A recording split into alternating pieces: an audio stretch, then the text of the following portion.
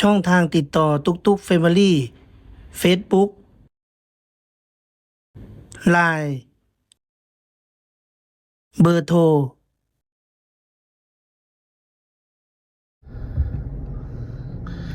ตอนนี้กำลังจะไปงานถาดครับผม งานประทาดดินหั่งครับ งานตั้งแต่วันที่เท่าไหร่ก็30ตั้งแต่วันที่30พฤศจิกายนจนถึงวันที่เท่าไหร่ครับที่ที่5ครับ ถ้าผู้ใดมากก็ต้องนี่เสียค่าเข้าพื้นที่ครับ คนละเท่าไหร่ครับ 30,000คนละ30,000เด้อครับนี่ใส่ถนนหนทางเพิ่นก็ต้องเสียค่าธรรมเนียมครับในการมาเที่ยวงาน แต่ว่าถ้าเป็นวันปกตินี่เฮาบ่ได้เสียเด้เนาะแม่นบ่ได้เสียครับ อันนี้เป็นเทศกาลเพิ่นก็เก็บค่าธรรมเนียมค่าดูแลรักษาถนนหนทางครับเอาจะไปเรื่อยๆโอ้เพิ่นแปลงทางดีเนาะแม่นเมื่อใดคนจะหลายวันที่5แห่ประสาทผลงานเพิ่นก็เริ่มต้นตั้งแต่เมื่อวานนี่ครับ วันที่30มื้อนี้วันที่1ผมมาจักคนจะหลายหรือหน่อยเอาถ้าติดตามเด้อครับนี่ครับตอนนี้ก็ใกล้จะฮอดบริเวณงานนะครับสุ่มอาหารก็จะหลายได้เนาะหลายขายอาหารแต่ว่าอาหารก็อยากแพงจังหน่อยนี่ครับเอาลงใส่ลงหน้าว่ารถบ่เอาไว้เข้าไปจังได๋บ่แม่นเดี๋ยวสิจอดแถวนี้นี่ผมนั่งรถมาจากหนาดาน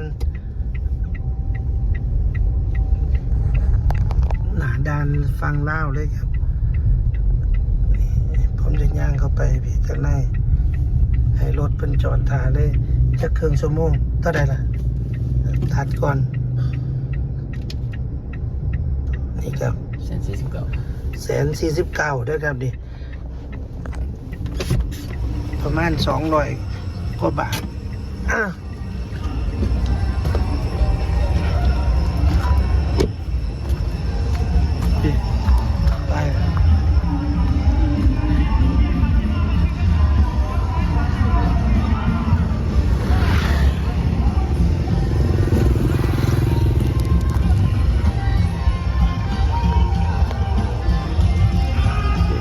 ไปแล้วครับ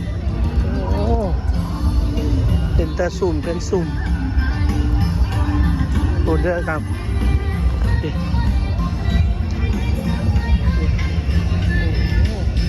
ชุดผ้าไหมชุดอาหารกูนะตั้งจุ่มเต้นต่างๆอาหารกับลายกูนะผู้สาวกับมาเที่ยวเนี่ยคุณครับเดี๋ยวมาเบิ่งนะครับผมเดี๋ยวผมจะเอาเลยลูกค้าเอาเลยมาเดี๋ยวเลย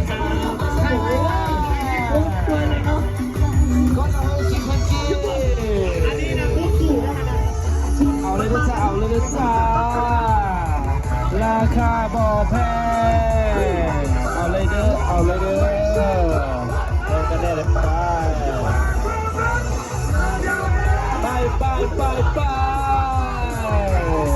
สบู่บอกต่อเด้อราคาบ่แพงเด้อลูกค้าราคาบ่แพงเด้อเสื้อเลยเด้อ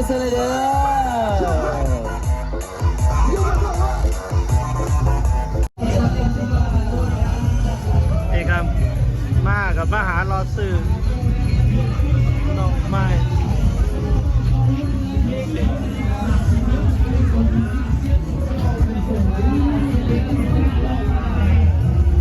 ขายดีบ่ดอกไม้คนหลายบ่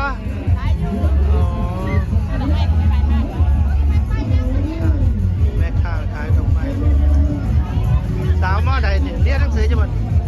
ซื้อยังแก้วไข่มุกเรียนอยู่มอใดมอหาต้องมาซื้อดอกไม้ครับพี่สาวขายดอกไม้มาเบิ่งเด้อ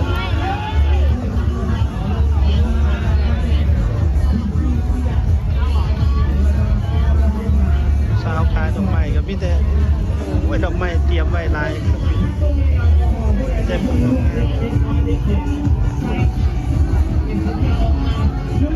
คนหลายบ่ดิบ่ขายยังไงดอกไม้ มาละ10,000 มาละ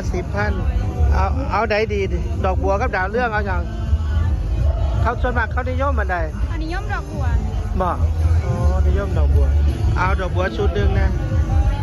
เอาตัวน้อยตัวใหญ่ ว่าตัวน้อย ตัวน้อยคนละ10,000 ตัวน้อยเท่าใด ตัวน้อย10,000 ตัวน้อย10,000ตัวใหญ่เท่าใด ตัวใหญ่20,000 ตัวใหญ่3,000เอาอย่างละ10นี่นะนี่ครับตอกบี้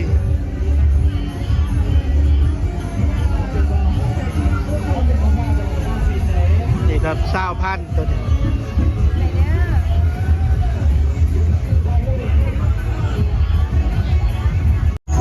นี่ครับเข้ามาโอ้คนเมื่อวาน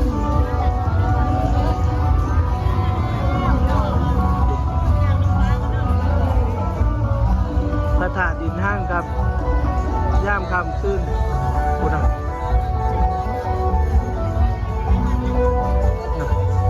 สาวมาไหวถาด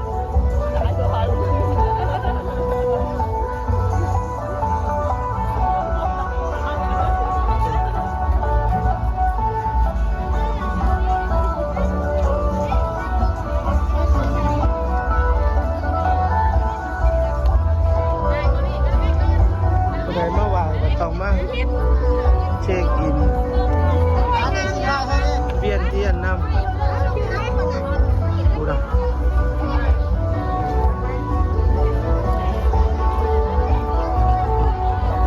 เวียนเทียนนำครับ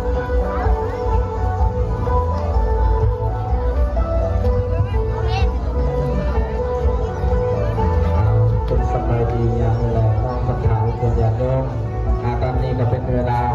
5:41 นาทีแล้วกำลังจะเดินทางมาฮอดมาจอดมาถึงณสถานที่แห่งนี้สถานที่บ้านสถานที่ท่านทำมาแล้วออกจาก สบายดี มาแต่ไสนี่ฮะยังก็ มันใช่มันเพียงหนึ่ง พระพุทธประธานพระสงฆ์ขอส่งขอพรนำพระดาษอีกทางมันก็พบส่งขอพรนำพระดาษอีกทางแล้วได้ยินเสียงอ่านโลดตัวเขาจากความเป็นสบายจ้าเด้อจนเราเนาะพระตาญาณคนจากกุศลต่างๆมาอบรมมรณาข้าสิ่งสุขสิ่งสีมาทุกขอต่อแทนพอเวลาปฏิกาเป็นช่วงค่ำแล้วอากาศก็เย็นเนาะพอดีบ่ฮ้อนบ่หนาวเนาะตัวนั้นอย่างเนาะสถานการณ์คือเป็นบุญเป็นกุศลได้ เตรียมมาไหว้พระธาตุ ดีนาทีท่องที่หาจะได้สร้างน้ำกระทำบุญเฮ็ดบุญเฮ็ดกุศล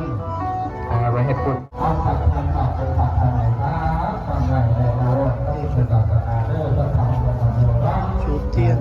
โยมโยมอาสนะญาติเนาะ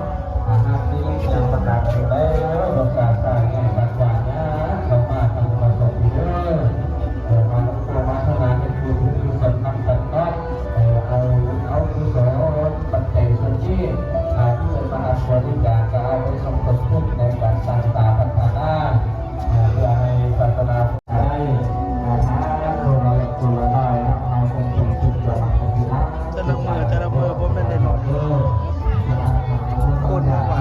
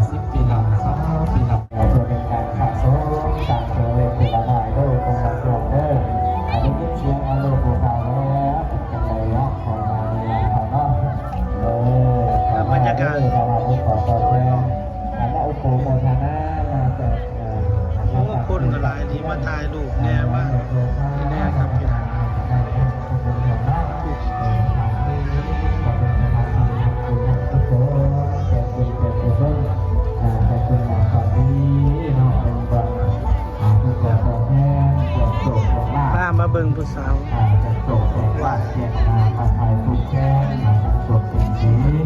มาสดสิ่งต่างๆเสียงโยเสียงว่าตาตาเรื่องประธานเพื่อพ่อแม่ของคนจะโยแต่เรื่องทางมาของรัฐมาเนาะรัฐโดยทางมาหอดมาจอดมาเถอะทำเพื่อสบายเพื่อการเงินนะ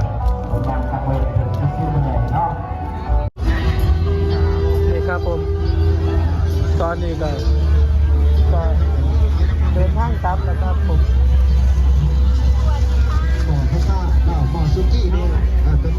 ของกินกระหลายครับพี่น้องไปอยากกิน ลูกค้าทำยังไงสำราญไปแล้วอยากได้พวกแกพวกแถม ของกิน เสียลูกหน้าก็ได้ก็ไปทำได้ เสื้อผ้าของใส่พี่ครับ